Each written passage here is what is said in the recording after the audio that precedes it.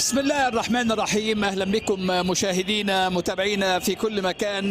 دوري ابطال افريقيا للنسخه الجديدة، النسخة رقم 29 لهذه المسابقة منذ 1997 ونسخة رقم 61 منذ طبعا انطلاقتها بمسميات مختلفة في عام 1964. ملعب المباراة استاد القاهرة الدولي. أمامنا من جانب أكرم وركلة جزاء أمامنا حكم المباراة. حكم اللقاء يشير إلى ركلة مرمى. حكم اللقاء باتريس تونجاي من الجابون. هذه أول انطلاقة إلى ركلة مرمى. يحيى عطية الله أكرم لكن دون ركلة جزاء. وادي أمامنا الرأسية. فرصة هدف أول قد يكون طاهر ولكن البلوك اتعمل أمامنا هو رابطة الأهلي. فرصة ويتمسك بهذه الكرة العرضية. هو راس الحربة لكن ركنية أمامنا بعيد. عدى حلو قوي قفشة، ثبته حلو قوي. وادي كهربا هي كهربا قفشة يصنع وكهربا اللي بيعود أمامنا هنا ويسجل في هذه اللحظات هدف من الأهداف الغالية جدا يا كهربا. آخر هدف ليه كان في مرمى سيمبا. الموسم الماضي سجل في زان جورج هدفين وميدياما وسجل في سيمبا. آخر هدف ليه كان في مرمى سيمبا. تصل منتخب المغرب والرابع كان رابع. هو قفشه الغمزه يا ولد قال له طاهر. بص يا جماعه قفشه. شوف قفشه امامنا هو اللي لازم نحييه على هذا الهدف الجميل. امامنا هو اكا تسديده اكا لكن بعيد. ركه من جانب يحيى عطية الله. كهربا ليحيى.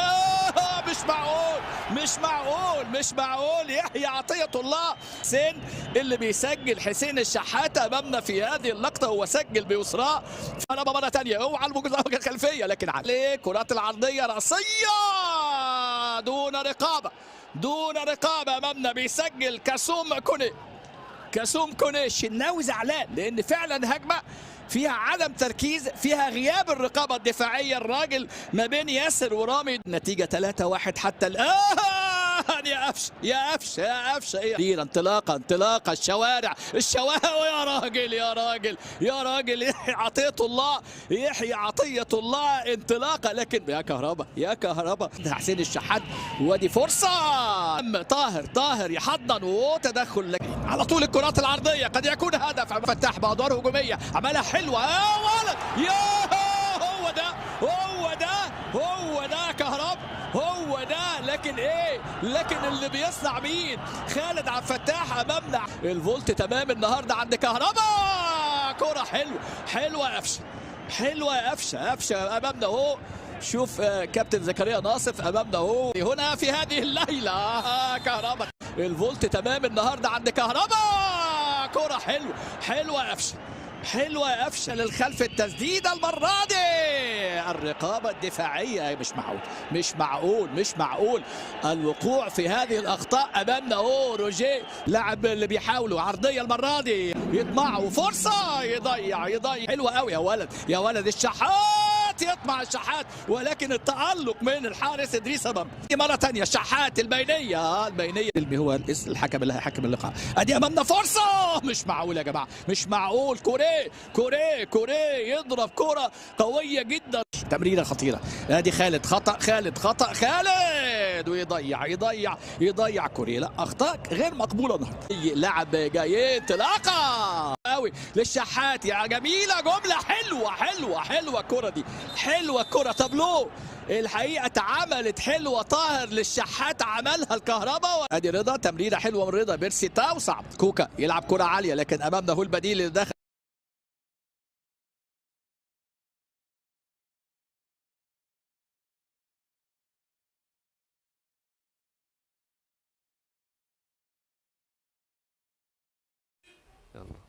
زي ما تابعتوا معانا النهارده مباراة الأهلي وأسك أبيجان في دوري أبطال أفريقيا. شفنا الأهلي طبعا زي ما عودنا بيلعب بشخصية البطل. زي ما انتوا عارفين الأهلي السنة دي بينافس عشان يحافظ على اللقب. طبعا زي ما احنا شفنا مستوى الأهلي النهارده كان مستوى مختلف تماما عن مباراته في الدوري المصري. قدرنا نشوف آخر مباراة للأهلي في الدوري المصري ما كانش ظاهر فيها الفريق بشكله اللي احنا اتعودنا عليه واللي احنا شفنا الاهلي بمستوى اللي احنا متعودين عليه. الاهلي دايما في مبارياته في دوري الابطال بيكون مختلف تماما شكلا وموضوعا عن مبارياته في الدوري المصري.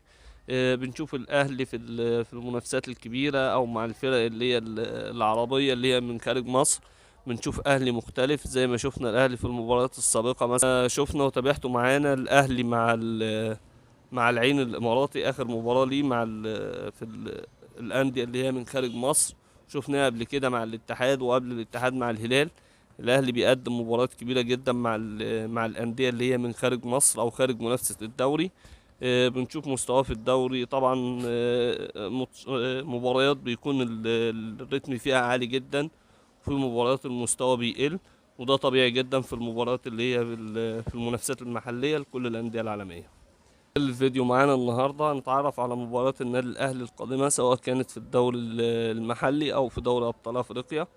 أول مباراة معانا للأهلي هتكون مع البنك الأهلي. طبعا حضراتكم عارفين مباراة الأهلي مع البنك الأهلي بتكون مباريات قوية جدا، وبيكون فيها ندية من فريق البنك الأهلي، يعني ما بتكونش مباريات سهلة. ودي النادي الأهلي المفروض ياخد مباراة الدولي بجدية أكبر، لأن طبعا مع النظام الجديد زي ما حضراتكم عارفين أول 9 فرق اللي هم يكونوا أكتر فرق حققت انتصارات وأكتر فرق حققت فوز هيتنافسوا مع بعض، والتسعة اللي بعديهم هيتنافسوا مع بعض، واللي هينزل ينزل واللي هيطلع يطلع. طبعا نظام جديد لسه ما تعودناش عليه. البنك الأهلي هنرجع تاني لمنافسات دوري أبطال أفريقيا. هتكون في مباراة للنادي الأهلي خارج ملعبه مع أورلاندو بيرتس. بعد كده برضه في دوري ابطال افريقيا هتكون في مباراه للنادي الاهلي مع شباب بولوزداد. المباراه دي هتكون على ملعب الاهلي. اخر مباراه للاهلي معانا هتكون الجوله الخامسه، والمباراه دي هتكون امام نادي سموحه. طبعا بنتمنى التوفيق لكل الفرق المصريه اللي مشاركه في دوري ابطال افريقيا. ان شاء الله ربنا يوفقهم في كده ويرفعوا اسم مصر عاليا، وبنتمنى التوفيق للنادي الاهلي في الحفاظ على اللقب. بنتمنى له الصدارة. ده كان كل اللي موجود معانا النهاردة في الفيديو. في آخر الفيديو ما تنساش تدعمنا بلايك واشتراك للقناة عشان يوصلك كل جديد. السلام عليكم ورحمة الله. هتكون في مباراة للنادي الأهلي خارج ملعبه مع أورلاندو بيرتس. بعد كده برضه في دوري أبطال أفريقيا هتكون في مباراة للنادي الأهلي مع شباب بولوزداد. المباراة دي هتكون على ملعب الأهلي. آخر مباراة للأهلي معانا هتكون الجولة الخامسة، والمباراة دي هتكون أمام نادي سموحة. طبعا بنتمنى التوفيق لكل الفرق المصرية اللي مشاركة في دوري أبطال أفريقيا. إن شاء الله ربنا يوفقهم في كده ويرفعوا اسم مصر عاليا، وبنتمنى التوفيق للنادي الأهلي في الحفاظ على اللقب. بنتمنى له الصدارة. ده كان كل اللي موجود معانا النهاردة في الفيديو. في آخر الفيديو ما تنساش تدعمنا بلايك واشتراك للقناة عشان يوصلك كل جديد. السلام عليكم ورحمة الله.